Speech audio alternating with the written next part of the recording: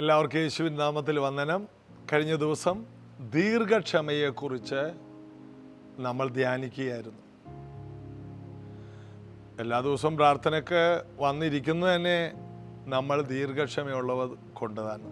എന്നാൽ തന്നെ നമ്മൾക്ക് ഉള്ള ദീർഘക്ഷമ അത് നമ്മുടെ ജീവിതത്തിൽ സാധാരണ മനുഷ്യരിലുള്ള ദീർഘക്ഷമ ആ കുടുംബമായിട്ട് ബന്ധപ്പെട്ട് ഒരമ്മയ്ക്കും ഒരപ്പനും ഉണ്ടാകും.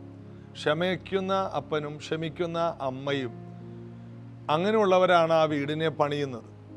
എന്നാൽ ഞാൻ ഈ പറഞ്ഞ ദീർഘക്ഷമ ആത്മാവിൻ്റെ ഫലമാണ്.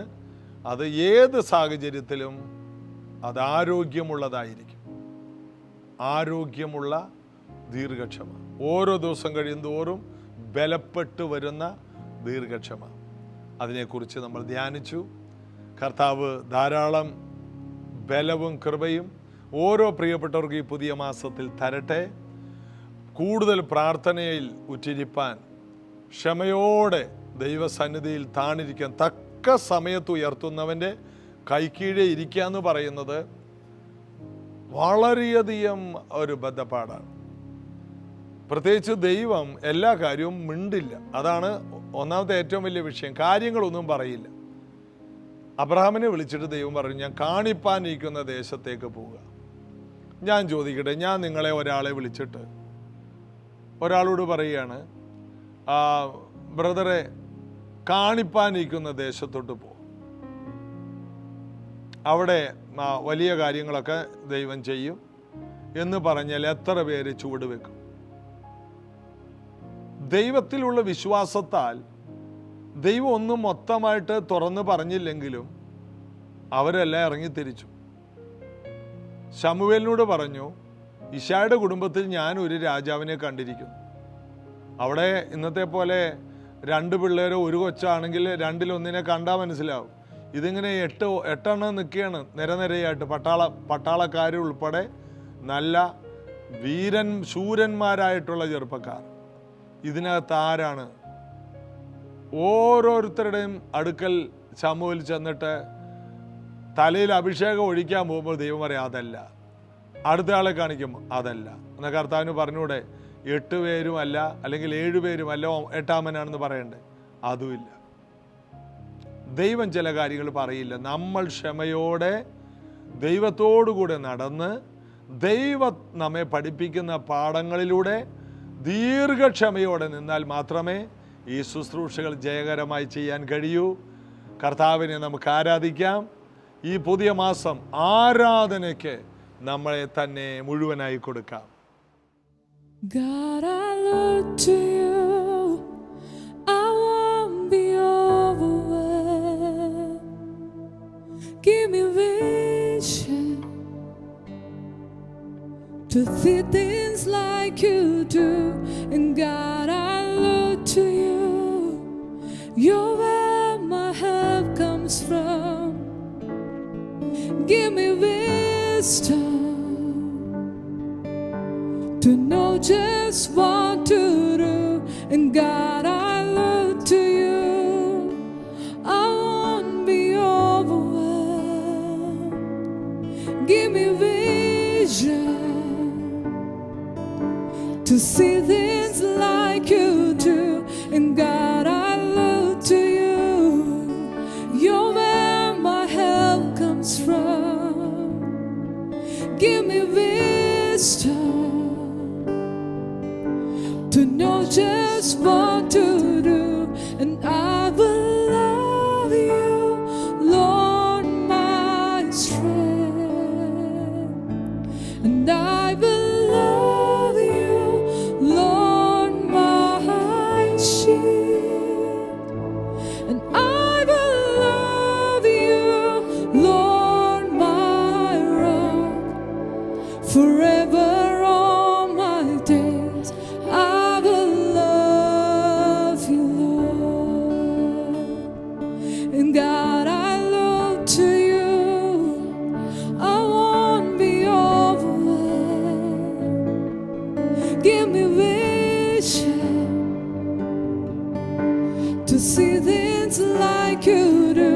And God, I look to you. You're where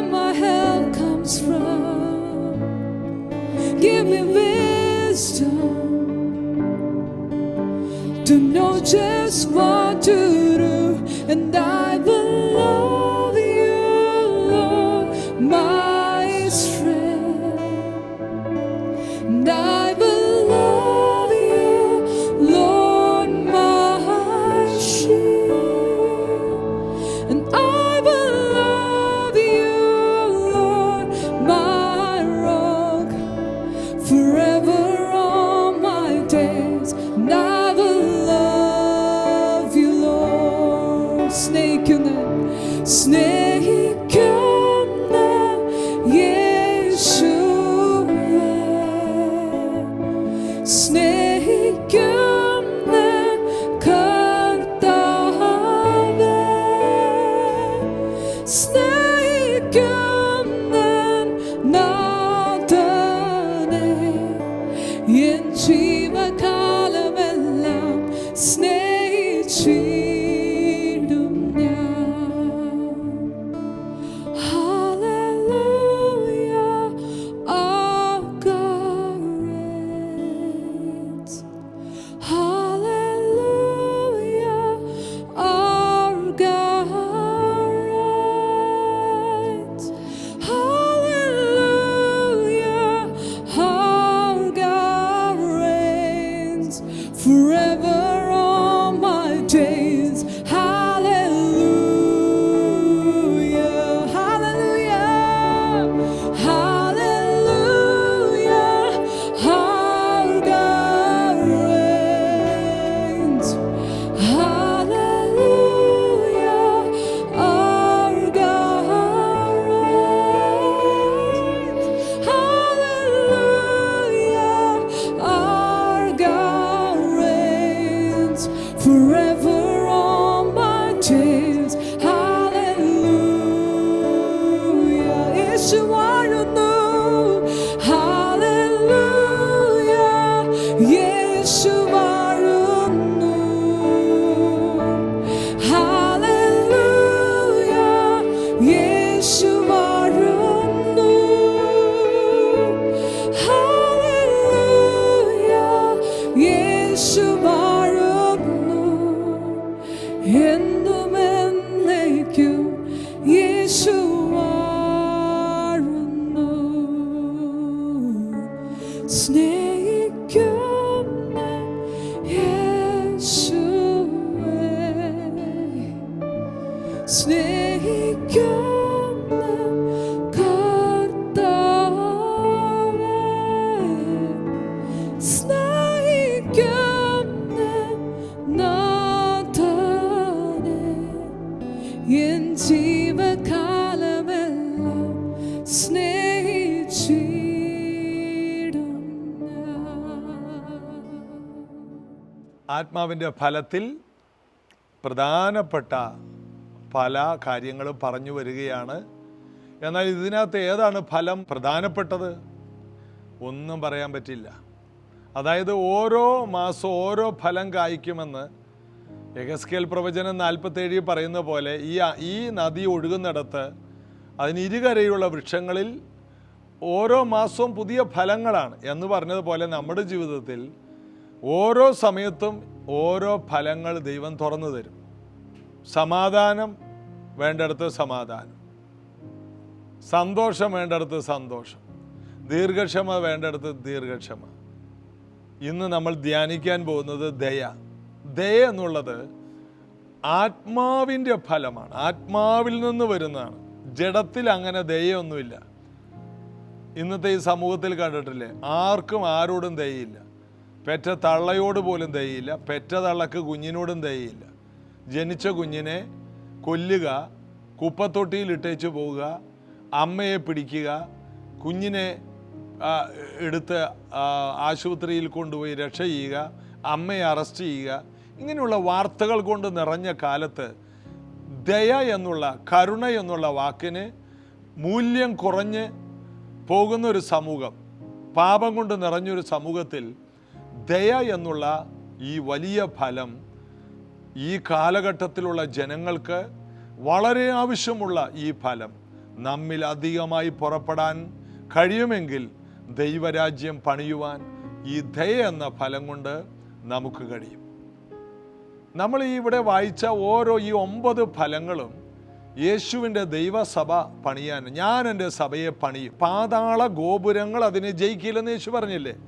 പാതാള ഗോപുരങ്ങളെ തോൽപ്പിക്കുന്ന ഒരു സഭ പണിയപ്പെടുന്ന എവിടെയാണ്?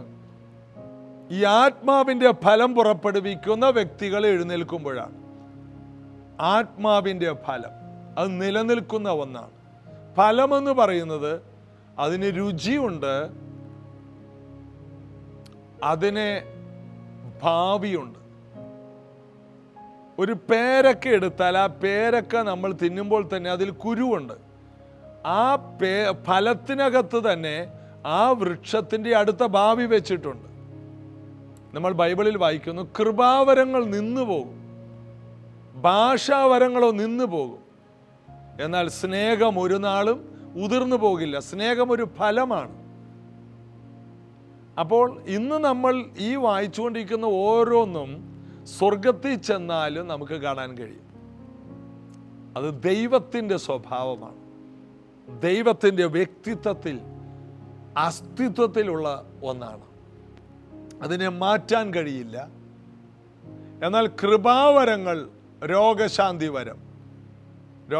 വരം സ്വർഗത്തിൽ വേണ്ട, കാരണം അവിടെ രോഗികളില്ല. വീര്യപ്രവർത്തികൾ, അതിൻ്റെ ആവശ്യം അവിടെയില്ല. അവിടെയെല്ലാം പൂർണ്ണതയുള്ളതാണ്, വൈകല്യങ്ങളില്ല. വിശ്വാസം എന്ന വരം, അതും അവിടെ ആവശ്യമില്ല. കാരണം എന്താണ്? അവിടെ എല്ലാം നേരിട്ടാണ്. കാഴ്ചയാൽ അല്ല, ഞങ്ങൾ വിശ്വാസത്താൽ എന്നാണ് ഇപ്പോൾ പറയുന്നത്. അവിടെയോ ഞങ്ങൾ വിശ്വാസത്താലല്ല, കാഴ്ചയാലാണ്. അപ്പോൾ വരങ്ങളെല്ലാം ഭൂമി കൊണ്ട് തീരുമ്പോൾ ഫലങ്ങളെല്ലാം സ്വർഗത്തെ പോലും നിറച്ചു നിർത്തിയിരിക്കുന്ന ജീവവൃക്ഷത്തിൻ്റെ ഫലം പോലെ നിറയെ കായ്ച്ചു നിൽക്കുന്ന ഫലമാണ്. അത് ദൈവത്തിൻ്റെ വ്യക്തിത്വമാണ്. അതേ സ്വഭാവം, ക്രിസ്തുവിൻ്റെ സ്വഭാവം നമുക്ക് ലഭിക്കുന്നതാണത്. അപ്പോൾ ദയ എന്നുള്ള ഈ വിലപ്പെട്ട ഖനി, ഇത് മറ്റുള്ളവർക്ക് ആസ്വദിക്കാൻ കഴിയുന്ന ഒന്നാണ്. ഈ പഴം മറ്റുള്ളവർ കഴിക്കും. നമ്മിൽ ഉണ്ടാകുന്ന ദയ എന്ന ഫലമാണ് മറ്റുള്ളവർക്ക് പ്രയോജനം ചെയ്യുന്നത്. യേശുവിൽ നിറഞ്ഞു നിന്നിരുന്ന ഒന്നാണ് ഈ ഫലങ്ങളെല്ലാം. യേശുവിൽ നിറഞ്ഞു നിന്നിരുന്ന അതിലൊന്നാണ് ദയ. ആത്മാവിൻ്റെ ഫലമോ സ്നേഹം, സന്തോഷം, സമാധാനം, ദീർഘക്ഷമ. 5-ാമത്തേത് ദയ. അത് അനുഗ്രഹിക്കപ്പെട്ട ഒരു ഫലമാണ്. അപ്പോൾ ഒരു നീതിമാന്റെ ലക്ഷണത്തെക്കുറിച്ച് ഞാൻ ഒരു വാക്യം, എൻ്റെ വിശ്വാസ നാളിൽ ഞാൻ ഇറങ്ങിയ കാലത്ത് ബൈബിൾ കുറേ വായിക്കുമായിരുന്നു. അന്ന് ഞാൻ സദൃശ്യവാക്യങ്ങൾ എന്നും വായിക്കും. സദൃശ്യവാക്യത്തിന് 31 അധ്യായം ഉള്ളതുകൊണ്ട് 31 ദിവസം അത് വായിക്കും. അടുത്ത മാസം 31 അങ്ങനെ വായിക്കും. അങ്ങനെ ഒരു വർഷത്തിൽ 12 പ്രാവശ്യം സദൃശ്യവാക്യം വായിക്കും. അതിനകത്ത് കാണുന്ന കാര്യമാണ് ജ്ഞാനി ഭോഷൻ, നീതിമാൻ ദുഷ്ടൻ, ഇങ്ങനെയുള്ള കുറേ ഇരുട്ട് വെളിച്ചം, ജ്ഞാനം ഭോഷത്വം, ഇങ്ങനെയുള്ള കുറേ കാര്യങ്ങൾ താരതമ്യ പഠനങ്ങൾ കൊണ്ട് നിറഞ്ഞതാണ് സദൃശ്യവാക്യങ്ങൾ. പ്രായോഗിക ജീവിതത്തിൽ എടുക്കാൻ പറ്റിയ, പഠിക്കുന്ന കുട്ടികൾക്ക് കൂടുതൽ പ്രയോജനപ്പെടുന്ന പല കാര്യങ്ങളും നമുക്ക് അതിൽ നിന്ന് എടുക്കാൻ കഴിയും. അതിൽ എൻ്റെ ഹൃദയത്തിൽ എപ്പോഴും ഓടി വരുന്ന ഒരു വാക്യമാണ് സദൃശവാക്യങ്ങൾ 12:10. നീതിമാൻ തൻ്റെ മൃഗത്തിൻ്റെ പ്രാണാനുഭവം അറിയുന്നു, ദുഷ്ടന്മാരുടെ ഉള്ളമോ ക്രൂരമാണ്. നമ്മുടെ വീട്ടിലെ അക്വേറിയത്തിൽ കിടക്കുന്ന മീനിൻ്റെ വിശപ്പ് പോലും അറിയുന്നത് അതൊരു നീതിമാന്റെ സ്വഭാവമാണ്. ഈ ഭൂമിയിലെ, ഈ പ്രപഞ്ചത്തിലെ, ഈ ആകാശത്തിലെ, സമുദ്രത്തിലെ എല്ലാ ജീവികൾക്കും ഭക്ഷണം കൊടുക്കുന്ന ഒരു ദൈവം എത്ര വലിയ നീതിമാനായ ദൈവമാണ്. സകല ജീവികളുടെ വേദന അറിയും. നമ്മുടെ വേദന അറിയുന്നതല്ല വിഷയം. നീതിമാൻ തൻ്റെ മൃഗത്തിൻ്റെ പ്രാണാനുഭവം അറിയുന്നു. അതുകൊണ്ടാണ് ശബത്തിൽ യേശു ഒരു സ്ത്രീയെ സൗഖ്യമാക്കി. ഒരു മനുഷ്യനോട് കിടക്കെടുത്ത് നടക്കാൻ പറഞ്ഞു. ശബത്തിൽ ഒത്തിരി പേരെ യേശു സൗഖ്യമാക്കി. കൂനയെ നിവർത്തി. ഇതെല്ലാം യേശു ചെയ്തു. അതിൻ്റെ പേരിൽ ഭയങ്കര വിവാദങ്ങളും വഴക്കും കല്ലേറും എല്ലാം യേശു നേരിടേണ്ടി വന്നു. എന്താ കാരണം? യേശു ദയയുള്ളവനാണ്, യേശു നീതിമാനാണ്, മനുഷ്യന്റെ വേദന അറിയുന്നവനാണ്. അവന് നിയമങ്ങളെക്കാൾ വലുത് മറ്റുള്ളവരുള്ള ദയയാണ്. കരുണയിലാണ് ദൈവം പ്രസാദിക്കുന്നത് എന്ന് നിങ്ങൾ പോയി പഠിപ്പീൻ എന്ന്. ഞാൻ പ്രസാദിക്കുന്ന എന്താണ് നിങ്ങൾ പോയി പഠിക്കാൻ പറഞ്ഞു യേശു. അപ്പോൾ കരുണ, ദയ, ഇത് യേശുവിൻ്റെ സ്വഭാവമാണ്, ഇത് ദൈവത്തിൻ്റെ സ്വഭാവമാണ്. നാം ജീവിച്ചിരിക്കുന്നത് ദൈവത്തിൻ്റെ ദയയാണ്. ദയയുള്ള ഒരു ദൈവം, നമ്മുടെ പ്രാണാനുഭവം അറിയുന്നവൻ. അപ്പം നീതിമാൻ തൻ്റെ മൃഗത്തിൻ്റെ പ്രാണാനുഭവം അറിയുന്നു. ദുഷ്ടന്മാരുടെ ഉള്ളം ക്രൂരമാണ്. കഴിഞ്ഞ ദിവസം ഞാൻ വഴിയിലൂടെ പോയപ്പോൾ ഞങ്ങളുടെ അടുത്തുള്ളൊരു മാർക്കറ്റ്, അവിടെ ഒരു പട്ടിയെ കണ്ടു. ആരും ആ പട്ടിയെ പിടിച്ചിട്ട്, വലിയ പട്ടി, അതിൻ്റെ തോള് വെച്ച് കൈ വെട്ടിക്കളഞ്ഞു. ഒരു കൈയില്ല, 4 കാലിൽ നടക്കണം, അല്ലെങ്കിൽ 2 കാല് 2 കൈയും. ഇതിന് മുൻവശത്തൊരു കൈയില്ല. പാവം. മറ്റുള്ള പട്ടികളുടെ ഒപ്പം അത് പോകുന്നതും അതിന് ചൊറിയാൻ വേണ്ടി മറ്റേ കൈയൊക്കെ ഉപയോഗിക്കുന്ന കാണുമ്പോൾ സങ്കടം വരും. എത്ര വലിയ ദുഷ്ടത കൊണ്ട് നിറഞ്ഞ സമൂഹമാണ്. ആ പട്ടിയുടെ കൈ വെട്ടിക്കളയേണ്ട വല്ല കാര്യമുണ്ട്? ചെയ്യാം. അതിനെ കൊന്നുകളഞ്ഞാൽ, വഴി കിടക്കുന്നതിനെ വേണമെങ്കിൽ കൊന്നുകളഞ്ഞാൽ, പിന്നെ അതിൻ്റെ പുറകെ തൂങ്ങാൻ നടക്കണം, അത് വേറെ കാര്യം. ഇതിനേക്കാൾ നല്ലത് അതായിരിക്കും. പിന്നെ അതിൻ്റെ പുറകെ കേസിന് പോകേണ്ടി വരും. അതിന് പകരം ചെയ്യുന്നതാണ്. ഒരു ജീവിയെയും നമുക്ക് ആക്രമിക്കാൻ അവകാശമില്ല. ദൈവം പറഞ്ഞു, നിങ്ങൾക്ക് കൊന്നു തിന്നാം, അത് നിങ്ങളുടെ ആഹാരമാണ്, ആഹാരത്തിനല്ലാതെ ഒരു ജീവിയെ ഉപദ്രവിക്കരുത്. പിന്നെ നമുക്ക് ദോഷം വരുത്തുന്ന എലിയോട് നമുക്ക് വലിയ കരുണയൊന്നും കാണിക്കേണ്ട കാര്യമൊന്നുമില്ല. അതിനെ കൊന്നേ മതിയാവും. കാരണം അത് നമുക്ക് ദോഷം ചെയ്യുന്നതാണ്. അതിനെ ഇപ്പോൾ കൊതുകിനോട് പ്രത്യേകിച്ച് പണ്ടാരോ പറഞ്ഞ പോലെ, കൊതുകിനെ കൊല്ലാനായിട്ട് ദേഹത്ത് വന്നിരുന്നു ചോര കുടിച്ച കൊതുകിനെ കൊല്ലാൻ കൈയെടുത്തപ്പോഴാണ് ഓർക്കുന്നത്, അയ്യോ എൻ്റെ സ്വന്തം രക്തമല്ലേ എന്ന്. അപ്പോൾ എൻ്റെ രക്തബന്ധമായി മാറി ചോര കുടിച്ചു കഴിഞ്ഞപ്പോൾ. അതൊന്നുമില്ല, എന്നെ തല്ലിക്കൊല്ലുക തന്നെ വേണം. അപ്പോൾ ദയ എന്നുള്ളത് നമ്മുടെ ഉള്ളിൽ നിന്ന് വരുന്ന ഒന്നാണ്. മൃഗങ്ങളോട്, ഒരു വീട്ടിൽ അപ്പുറത്തെ വീട്ടിലെ പട്ടിയെ വളർത്തുന്നു, ഇപ്പുറത്തെ വീട്ടിലെ പട്ടിയെ വളർത്തുന്നു, ഞാനും ഒരു പട്ടിയെ വളർത്തുന്നു, അതിനൊരു പട്ടിയെ മേടിക്കും. ജീവിതകാലം മുഴുവനും ആ പട്ടി ഒരു കുഞ്ഞ് കൂട്ടിനകത്ത് കിടന്ന് ഞെരുങ്ങി അങ്ങനെ ചാകും. അതിന് സമയത്ത് ഭക്ഷണവും കൊടുക്കൂല, വെള്ളവും കൊടുക്കൂല. എന്തൊരു ദുഷ്ടതരമാണ്. ഒരു ജീവിയെ വളർത്തിയാൽ അതിനെ ലാളിക്കണം, അതിനെ സ്നേഹിക്കണം. എനിക്ക് പണ്ട് ഒരു കുയിലുണ്ടായിരുന്നു. ഞാൻ 5ാം ക്ലാസ്സിൽ പഠിക്കുന്ന കാലത്ത്, കുഞ്ഞായിരുന്നപ്പോൾ താഴെ വീണ് കിട്ടിയതാണ്. ഞാനതിനെ വീട്ടിൽ കൊണ്ടുവന്ന് വെച്ചു, ചകിരി പഞ്ഞിയൊക്കെ വെച്ചു, ചൂട് വെച്ച് അതിനെ തീറ്റ കൊടുത്ത് വായിൽ ഭക്ഷണം വെച്ചു കൊടുത്ത് അതിനെ വളർത്തി. അങ്ങനെ അതിൻ്റെ സ്നേഹം മറക്കാൻ കഴിയില്ല. ഞാൻ സ്കൂളിൽ, എൻ്റെ സ്കൂള് തൊട്ടടുത്ത ഒരു കിലോമീറ്ററിനുള്ളിലാണ്. ഞാൻ സ്കൂളിൽ നിന്ന് വിസിലടിച്ചാൽ അത് അവിടെ മരത്തേൽ വരും. ഞാൻ വീട്ടിൽ വന്ന് എൻ്റെ വീട്ടിനകത്ത് ബെഡ്റൂമിൽ വരും. എന്തൊരു സ്നേഹമാണ് സകല ജീവികൾക്കും. ഇപ്പോൾ നമ്മൾ യൂട്യൂബിൽ കാണുന്ന സിംഹം പോലും, മുതല, പെരുമ്പാമ്പ്, ഇതെല്ലാം നമ്മോട് ഇണങ്ങുന്നു. കാരണം നമ്മൾ അതിനോട് കാണിക്കുന്ന ദയ, നമ്മൾ അതിന് ഭക്ഷണം കൊടുക്കുന്നു, നമ്മൾ അതിൻ്റെ ജീവിതത്തിന് വേണ്ട കാര്യങ്ങൾ നമ്മൾ കരുതുമ്പോൾ അത് നമ്മോട് കാണിക്കുന്ന വാത്സല്യവും സ്നേഹവും ബഹുമാനവും. ഒരു നീതിമാന് ഇതെല്ലാം ലഭിക്കും. നീതിമാൻ തൻ്റെ മൃഗങ്ങളുടെ പ്രാണാനുഭവം അറിയുന്നു. യേശു ശബത്തിൽ ഈ പരീശന്മാരോട് പറഞ്ഞു, നിങ്ങളുടെ കഴുത, കാള ശബത്തിൽ കുഴിയിൽ വീണാൽ നിങ്ങളതിനെ കുഴിയിൽ നിന്ന് കയറ്റുന്നില്ലേ? നിങ്ങൾക്ക് ദയുണ്ടല്ലോ, നിങ്ങൾക്ക് ദയ ഉണ്ടായിട്ടല്ലേ നിങ്ങളതിനെ കയറ്റിയത്. എന്നാൽ സാത്താൻ 18 വർഷമായി ബന്ധിച്ച അബ്രഹാമിൻ്റെ മകളായ ഇവളുടെ കെട്ട് അഴിച്ചു വിടണ്ടേ? കൂനിയായ ഒരു സ്ത്രീ, കൂനിയെന്ന് പറഞ്ഞാൽ അവൾക്ക് നിവർന്ന് നേരെ നോക്കാൻ പറ്റില്ല, ആകാശം കാണാൻ കഴിയില്ല. നീണ്ട വർഷങ്ങൾ, 10-18 വർഷം നിലത്തേക്ക് തൻ്റെ സ്വന്തം കാല് മാത്രമേ ആ സ്ത്രീക്ക് കാണാൻ കഴിയൂ. എങ്ങനെ നടക്കും? ദേവാലയത്തിൽ വർഷങ്ങളായിട്ട് അവൾ അവിടെ ഉണ്ട്. പ്രാർത്ഥനയൊന്നും അവൾ മുടക്കുന്നില്ല. 18 വർഷം അവൾ ഇരിക്കുകയാണ്. യേശു അവളെ കണ്ടു. മകളെ, നിന്റെ ബന്ധനം അഴിഞ്ഞിരിക്കുന്നു. ഉടനെ കൂന് നിവർന്നു. പരീശന്മാർ എഴുന്നേറ്റു. ഇത് ശബത്താണ്. യേശു പറഞ്ഞു,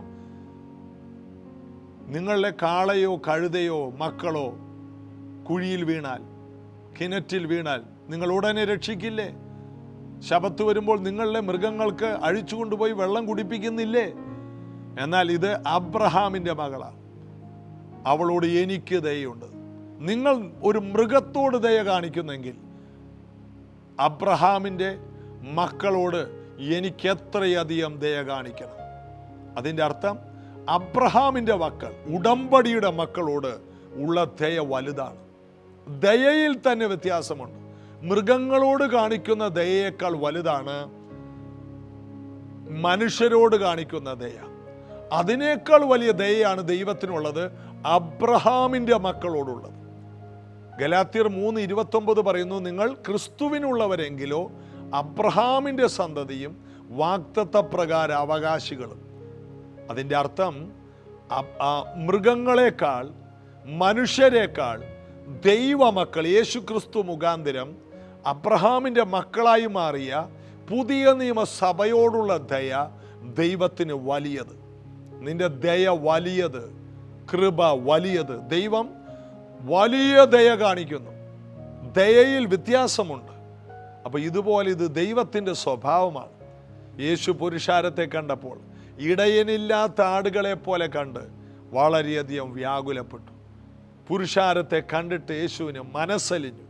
ഒരു കുഷ്ഠരോഗി വന്ന് മുട്ടുകുത്തി, കർത്താവേ, നിനക്ക് മനസ്സുണ്ടെങ്കിൽ, അതിൻ്റെ അർത്ഥം നിനക്ക് മനസ്സലിവുണ്ടെങ്കിൽ എന്നെ സൗഖ്യമാക്കണം. യേശു അവനെ തൊട്ടു. എന്നിട്ടാ പറഞ്ഞത്, എനിക്ക് മനസ്സുണ്ട്, അതായത് മനസ്സലിവുണ്ട്. അപ്പോൾ ദൈവത്തിൻ്റെ, യേശുവിൻ്റെ സ്വഭാവമാണ് മനസ്സലിവ്. കർത്താവിൻ്റെ വേല ചെയ്യാൻ ആഗ്രഹിക്കുന്നവർ,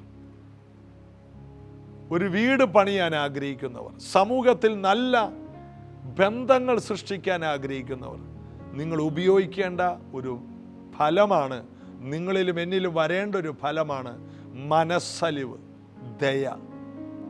ദയ എന്ന ഈ ഫലം നമ്മിൽ നിന്ന് പുറത്തോട്ട് ഒഴുകണം, മറ്റുള്ളവരിലേക്ക് ഉണ്ടാകണം. വേദനപ്പെടുന്നവരുടെ ഇടയിൽ നാം ഓടിച്ചെല്ലണം. ഒരു കുടുംബത്തിലൊരു പ്രശ്നമെന്ന് പറഞ്ഞാൽ അവിടെ ആദ്യം ഓടിച്ചെല്ലുന്ന വ്യക്തി ഞാനും നിങ്ങളായിരിക്കണം. മനസ്സലിവെന്ന കാര്യത്തിൽ ഒരു കോംപ്രമൈസുമില്ല. അതിന് വിശ്വാസിയെന്നില്ല, അവിശ്വാസിയെന്നില്ല, ദുഷ്ടനെന്നില്ല, നല്ലവനെന്നില്ല. എല്ലാവരോടും നാം കാണിക്കേണ്ട ഒന്നാണ് മനസ്സലിവ്. ന്യായപ്രമാണം വായിക്കുമ്പോൾ ദൈവം പറയുകയാണ്, നിന്റെ ശത്രുവിൻ്റെ കാളയോ കഴുതയോ ചുമടിൻ്റെ കീഴെ കിടന്നു പോയാൽ അതിനോട് പോലും മനസ്സലിവ് കാണിക്കണം. നിന്റെ ശത്രുവിൻ്റെ കാളയാണ്, നിന്റെ ശത്രുവിൻ്റെ കഴുതയാണ്, എങ്കിലും അത് എൻ്റെ മൃഗമാണ്. അപ്പോൾ അറിയണം, നമ്മളൊരു ജീവിയോട് പോലും കരുണ കാണിക്കണമെന്ന് ദൈവത്തിൻ്റെ ഹിതമാണ്, ദൈവത്തിൻ്റെ വചനമാണ്. അതുകൊണ്ട് നമ്മുടെ വീട്ടിലെ കുഞ്ഞുങ്ങൾ കിടന്ന് കരയും, എനിക്കൊരു കിളിയെ വേണം, കൊച്ചുവാവ. ഉടനെ ഒരു കുഞ്ഞിക്കൂട്ടിൽ ഒരു കിളിയെ കൊണ്ടുവന്ന് ശ്വാസം മുട്ടിച്ചതിനെ പൊരുവയിലെത്തിട്ട് കൊല്ലുന്നത്, അത് ദൈവത്തിൻ്റെ സൃഷ്ടിയോട് ചെയ്യുന്ന പാപമാണ്. അക്വേറിയത്തിൽ കിടക്കുന്ന മീനിൻ്റെ വെള്ളം മാറ്റണം, നല്ല വെള്ളമാക്കണം, അതിന് ഓക്സിജൻ കൊടുക്കണം, അത് ശ്വാസം മുട്ടിച്ചാകരുത്, അതിന് ഭക്ഷണം കൊടുക്കണം. വളർത്താൻ അറിയില്ലെങ്കിൽ അതിൻ്റെ പരിപാടിക്ക് പോകരുത്. നമ്മുടെ കൂട്ടിൽ കിടക്കുന്ന കിളികൾ അവർ വളരണം, പെരുകണം, വർദ്ധിക്കണം. ഈ സമൂഹത്തിലെ മനുഷ്യരോട് മാത്രമല്ല, സകല ജീവികളോടും നമുക്ക് ദയയുണ്ടാകണം. അത് ദൈവത്തിൻ്റെ സ്വഭാവമാണ്. 2, മനുഷ്യരോട് നമുക്ക് ദയയുണ്ടാകണം. 3, ദൈവ മക്കളോട് നമുക്ക് ദയയുണ്ടാകണം. കാരണം ദൈവത്തിൻ്റെ ഏറ്റവും പ്രധാനപ്പെട്ട തെരഞ്ഞെടുപ്പ് സഭയിലുള്ളവരോട്, വിശ്വാസ സമൂഹത്തോട് കൂടുതൽ ദയ നമ്മൾ കാണിക്കണം. അപ്പോൾ നമ്മുടെ ദയ നമ്മിൽ നിന്ന് ജീവികളിലേക്ക്, സാധാരണ മനുഷ്യരിലേക്ക്, ദൈവമക്കളിലേക്ക് നമ്മിൽ നിന്ന് ഈ ദയ മനസ്സിൽ ഒഴുകണം. അങ്ങനെ ഭൂമിയിലുള്ള സകല ജീവിക്കും നമ്മൾ ഉപകാരമാകണം. ഇതിൽ നിന്നുണ്ടാകുന്നതാണ് ചാരിറ്റി പ്രവർത്തനം. മദർ തെരേസ പോലെയുള്ള സ്ത്രീകൾ, ജോയ്സ് മേയർ പോലെയുള്ള സ്ത്രീകൾ അങ്ങനെയാണ് രംഗത്ത് വന്നത്. അവരെല്ലാം ലക്ഷക്കണക്കിന് ജനങ്ങൾക്ക് വിടുതലായി. എത്രയോ പേർക്ക് ഉപകാരം ചെയ്യാൻ കഴിയും. നമ്മുടെ പണം കൊണ്ട്, നമ്മുടെ സമയം കൊണ്ട്, നമ്മുടെ ആരോഗ്യം കൊണ്ട് മറ്റുള്ളവരിലേക്ക് ഈ ദയയെ നമുക്ക് എത്തിക്കാൻ കഴിയും. അതിനുള്ള ആയുസ്സ് ദൈവം നമുക്ക് തരട്ടെ. പ്രാർത്ഥിക്കാം. യേശു കർത്താവേ, അങ്ങയുടെ സ്വഭാവമായ ദൈവത്തിൻ്റെ മനസ്സലിവ് എന്നുള്ള ആ വലിയ കൃപ ഞങ്ങൾക്ക് തന്നിരിക്കാൻ സ്തോത്രം. ഞങ്ങളുടെ ഉള്ളിൽ നിന്ന് ഈ നദി ഒഴുകുവാൻ ഞങ്ങൾ അപേക്ഷിക്കുന്നു. മനുഷ്യരോടും മൃഗങ്ങളോടും സമസൃഷ്ടികളോടും ഞങ്ങളുടെ അയൽവാസികളോടും ഞങ്ങളെ ഉപദ്രവിച്ചവരോട് പോലും മനസ്സലിവും ദയയും കാണിക്കുന്ന ഈ ശ്രേഷ്ഠമായ സ്വർഗീയ വികാരം ഞങ്ങളിൽ നിന്ന് പുറപ്പെട്ട് ഒഴുകുവാൻ അപേക്ഷിക്കുന്നു. ഇന്നു മുതൽ ഈ വീട്ടിൽ ഇത് കേൾക്കുന്നവരിലുണ്ടാകട്ടെ. ഒരമ്മയോ അപ്പനോ വളരെയധികം കഷ്ടപ്പെടുമ്പോൾ ദയയുള്ള മക്കളായി അപ്പനെ അമ്മയെ സഹായിക്കുവാൻ കുഞ്ഞു പ്രായത്തിലെ കുഞ്ഞുങ്ങൾക്ക് ആ ഒരു ഹൃദയമുണ്ടാകട്ടെ. ഭാര്യയെ സഹായിക്കുന്ന ഭർത്താവും ഭർത്താവിനെ സഹായിക്കുന്ന ഭാര്യയും തമ്മിൽ മനസ്സലിവുള്ളവരായി വീടുകളിൽ ഭദ്രമാകട്ടെ, ബലപ്പെടട്ടെ, അവർ ശക്തരാകട്ടെ. കർത്താവിൻ്റെ സന്നിധിയിൽ ഇവരെ സമർപ്പിക്കുന്നു. സൗഖ്യങ്ങൾ നടക്കട്ടെ. ഈ കേട്ട വചനം ഇവർക്ക് സൗഖ്യമാകണം. കുഷ്ഠരോഗിയോട് മനസ്സലിഞ്ഞു, രോഗികളോട് മനസ്സലിഞ്ഞു. അങ്ങ് ചെയ്ത വലിയ ശുശ്രൂഷകൾക്കായി സ്തോത്രം. ഈ മക്കളോട് അങ്ങ് മനസ്സലിയണം. യേശുവിൻ്റെ നാമത്തിൽ സൗഖ്യമുള്ളവരാകട്ടെ. ഇവരുടെ സാമ്പത്തിക പ്രശ്നത്തിൽ അങ്ങ് മനസ്സലിയണം. ഇവരുടെ കുഞ്ഞുങ്ങളെക്കുറിച്ച് അങ്ങയുടെ മനസ്സലിവ് ഞങ്ങൾ ചോദിക്കുന്നു. അവിടെ നിന്ന് ചെയ്യുമാറാകും. അനുഗ്രഹിക്കും. യേശുവിൻ നാമത്തിൽ പിതാവേ, ആമേൻ. മറ്റുള്ളവരുടെ വിഷമങ്ങൾ കേൾക്കണം, അവരെ സഹായിക്കണം. നമുക്ക് നമ്മുടെ സമയം, പണമെല്ലാം ഈ സമൂഹത്തിന് വേണ്ടി ഒരു ഭാഗം ചെലവഴിപ്പാൻ ദൈവം നമ്മെ വിളിച്ചിരിക്കുന്നു. യേശു തൻ്റെ സഭ നമ്മൾ മുഖാന്തരം പണിയട്ടെ. ഇന്ന് വൈകിട്ട് അനുഗ്രഹിക്കപ്പെട്ട ഒരു ഉപവാസ പ്രാർത്ഥന സൂമിലുണ്ട്. എല്ലാവരും അതിൽ പങ്കെടുക്കണം. ഈ പുതിയ വർഷത്തിൻ്റെ 2ാം മാസത്തിൻ്റെ ആദ്യത്തെ ഉപവാസ പ്രാർത്ഥനയാണ്. വൈകിട്ട് 7 തൊട്ട് 9 മണി വരെയാണ്. കൂടുതൽ ദൈവവചനം കേൾക്കാനുള്ള സമയം 2 മണിക്കൂർ ഉള്ളത് കൊണ്ട് നമുക്കുണ്ട്. അതുകൊണ്ട് എല്ലാവരും കടന്നു വരണം. മാത്രമല്ല, ഈ വീഡിയോകൾ നിങ്ങൾ മറ്റുള്ളവർക്ക് ഷെയർ ചെയ്യണം. മറ്റുള്ളവരോട് ഈ വാർത്ത പറയണം. ഒത്തിരി പേര് അനുഗ്രഹിക്കപ്പെടട്ടെ. കർത്താവിൻ്റെ വേലയിൽ നമുക്ക് ഒരുമിച്ച് നിൽക്കാം. God bless you.